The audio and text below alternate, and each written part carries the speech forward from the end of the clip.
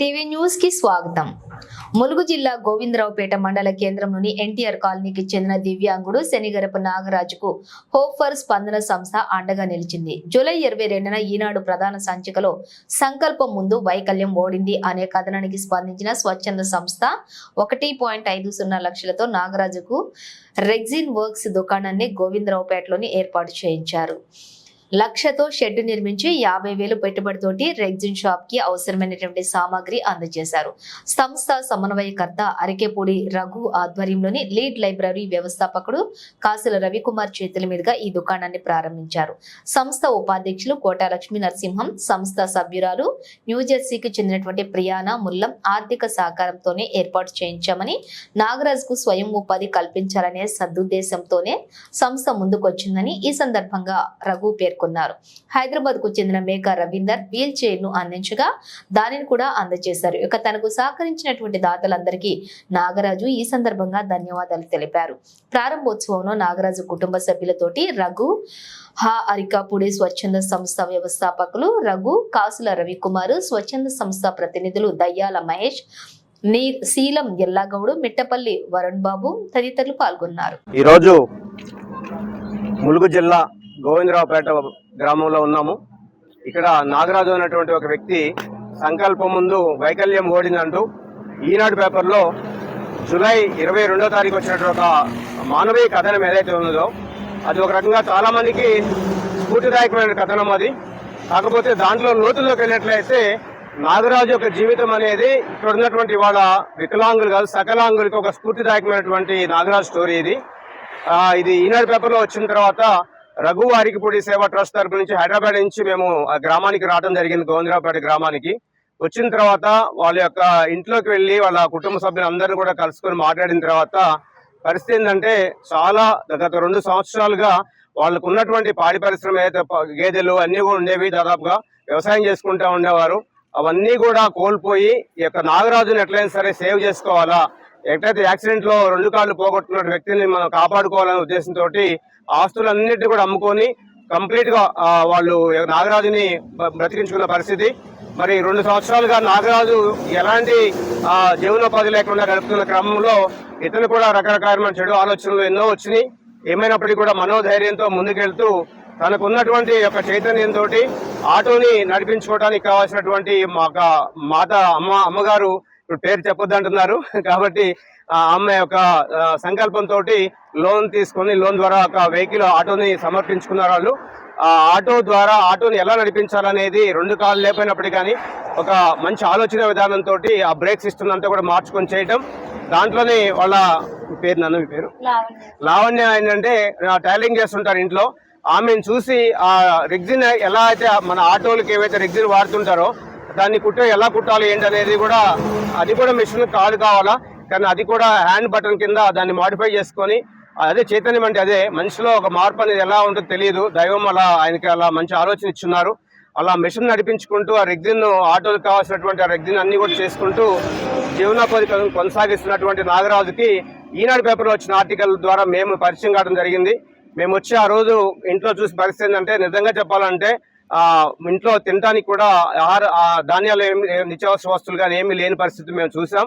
అప్పటికప్పుడే దాదాపుగా ఒక 30-40 వేల రూపాయల సరుకులు ఇచ్చి ఒక 6 నెలలకు కావాల్సినటువంటి నిత్యావసర వస్తువులు ఇవ్వడం జరిగింది.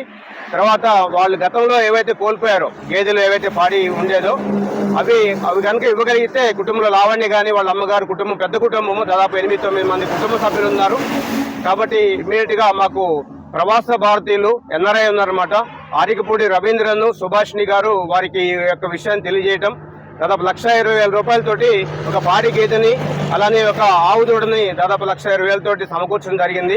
ఇప్పుడు ఆ సుడి గేదె కూడా పాలు ఇస్తా ఉంది. 2 ఆ కుటుంబానికి ఒక జీవనోపాధిగా సహాయపడుతూ ఉంది.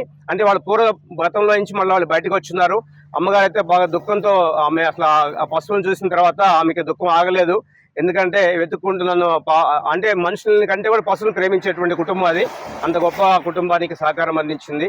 ఆ క్రమంలోనే ఇతనికి జీవనోపాధి ఏం చేయాలనే లక్ష్యంతో భాగంగా ఇతను ఆల్రెడీ రెగ్జిన్ సంబంధించినటువంటి టైలరింగ్ చేస్తా ఉన్నాడు.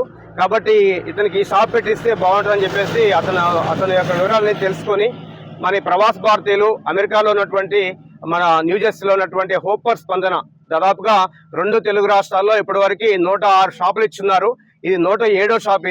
ఈ 107వ షాప్ ని మన ప్రియాన ముల్లం గారు దాదాపు 1,50,000 రూపాయలు విలువైనటువంటి ఈ షాప్ ని ఇక్కడే తయారు చేసి ఇతనికి కావాల్సినటువంటి ఆ మెటీరియల్ సంబంధించిన ఒక 50,000 రూపాయలు దాదాపు 1,50,000 రూపాయల ఆర్థిక సహకారంతో మా హోపర్ స్పందన ఉపాధ్యక్షులైనటువంటి లక్ష్మీ నరసింహ కోట గారు యొక్క చైతన్యం ఏంటంటే ఉభయ తెలుగు రాష్ట్రాల్లో ఉన్నటువంటి దివ్యాంగులు ఎవరైతే ఉన్నారో అలాంటి వాళ్ళకి 1,000 మంది కుటుంబాలకి మనం జీవనోపాధి కల్పించాలన్న సంకల్పంతో భాగంగా మేము గత 2 సంవత్సరాలుగా ఈ ప్రయాణం కొనసాగుతా ఉంది. దాంట్లో 106 షాపులు కంప్లీట్ చేసుకున్నాం. ఇది 107వ షాపు. కాబట్టి నాగరాజు గారికి ఈ రోజు స్వయం ఉపాధిలో భాగంగా ప్రవాస భారతీయులు ఇక్కడెక్కడో ఉంది కాదు, ఎక్కడెక్కడో దూరం ఉన్నటువంటి సప్త సముద్రం అవుతున్నటువంటి ప్రవాస భారతీయులు ఇక్కడ ఉన్నటువంటి తెలుగు రాష్ట్రాల్లో ఉన్న వ్యక్తులు ఇబ్బంది చూడలేక వాళ్ళు స్పందించి ఇస్తున్నటువంటి గేదెలు కూడా వాళ్ళే ఇచ్చున్నారు. వేరే మా రవీంద్రన్ గారు, సుభాషిణి గారు వాళ్ళు ప్రవాస భారతీయులే. ఇప్పుడు వీళ్ళు చేసినట్టు మన హోపర్ స్పందన కూడా నేను 2 తెలుగు రాష్ట్రాలకు సమన్వయకర్తగా పనిచేస్తా ఉన్నాను. కాబట్టి మా లక్ష్యం ఏంటంటే 1000 కుటుంబాలకు సహాయం చేయాలనేది.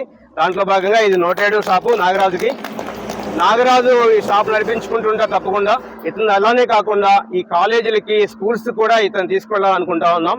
ఎందుకంటే ఇది మోటివేటర్ చెప్పాలంటే ఈయన ఎన్ని మాట్లాడితే అంత పిల్లలు ప్రాక్టికల్ గా మన లైఫ్ లో ఎలా మనం సక్సెస్ అవ్వచ్చు అన్నదానికి ఉదాహరణే నాగరాజు.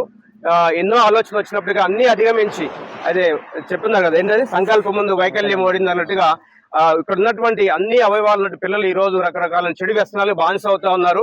వాళ్ళకి స్ఫూర్తిదాయకంగా నాగరాజు ఉన్నాడు. కాబట్టి ఇక్కడ ములుగు జిల్లా, వరంగల్ జిల్లా అనే కాకుండా ఉభయ తెలుగు రాష్ట్రాల్లో ఇతను తీసుకెళ్లి ఒక మోటివేషన్ క్లాస్ కూడా చెప్పించే విధంగా మేము నాగరాజును తయారు చేయబోతా ఉన్నాం రఘువారిపూడి సేవా ట్రస్ట్ తరఫున.